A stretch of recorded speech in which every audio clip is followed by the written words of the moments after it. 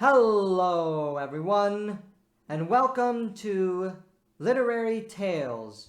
I'm your host, Paul Krause, and in this episode, as we conclude with Ovid's Metamorphoses, we examine the power of love in Pythagoras' doctrines, which Ovid leaves us at the conclusion of his masterpiece. Not all the stories that Ovid recounts necessarily have love as their central focus. Yet many do, and many of the stories that we've covered in our episodes illustrate this.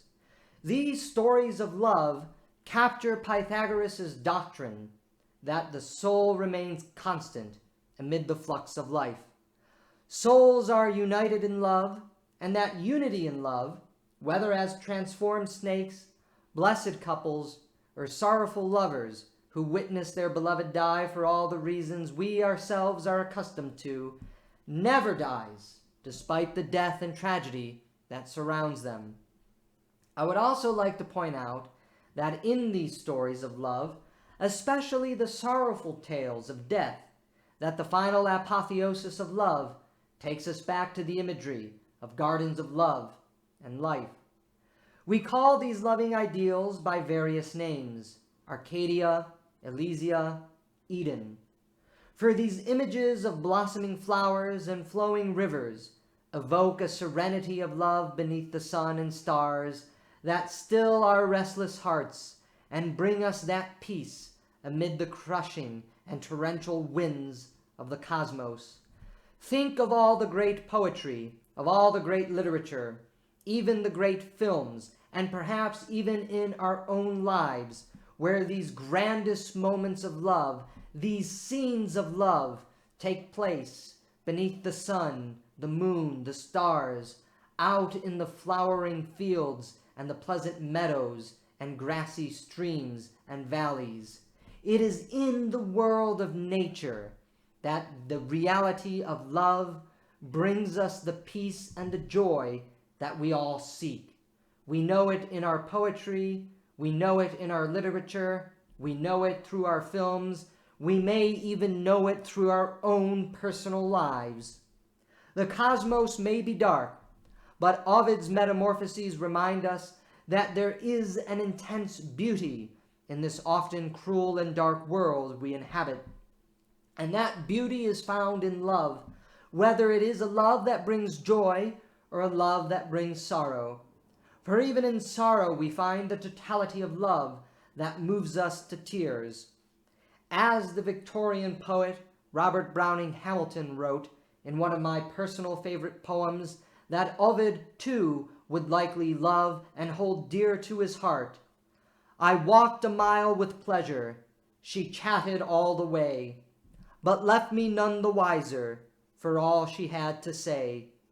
I walked a mile with sorrow, and never a word said she, but oh, the things I learned from her when sorrow walked with me."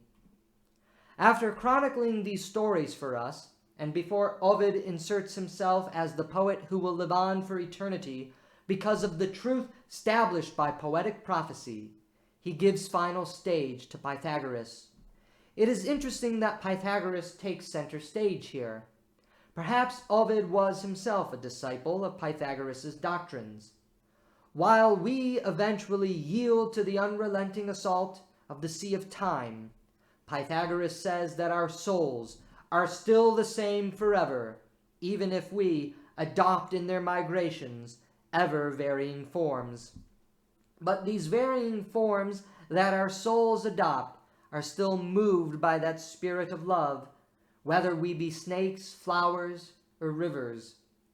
Love is the pulsating soul that gives all things life. If death be our fate, as mortality must invariably end in death, what lives on? What is eternal? Love is eternal. When we look at trees, animals, and nature itself, we are to be reminded by the love that made the beauty of the world possible. That is Ovid's message, and why Ovid can confidently assert that he shall live forever because of the truth established by poetic prophecy. he poetically sang of. That truth is nothing short of the love that unites this cosmos together.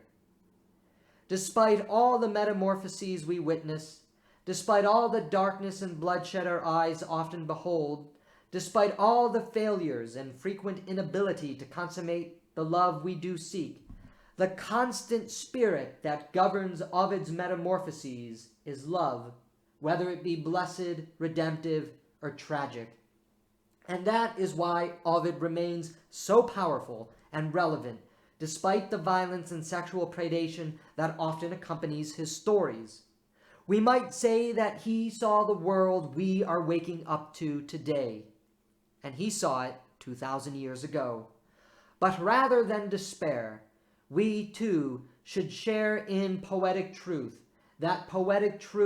that love can unite even death, and may, just may, in rare circumstances, like with Perseus and Andromeda, end in the felicity beside the flowers and streams of life we all desire. Reading Ovid is indeed a delight, a pleasure, as Gibbon said, especially once we know what he was singing about, the power of love and how only love can transform the world. And in a world beset by constant change, love is the one thing that remains the same.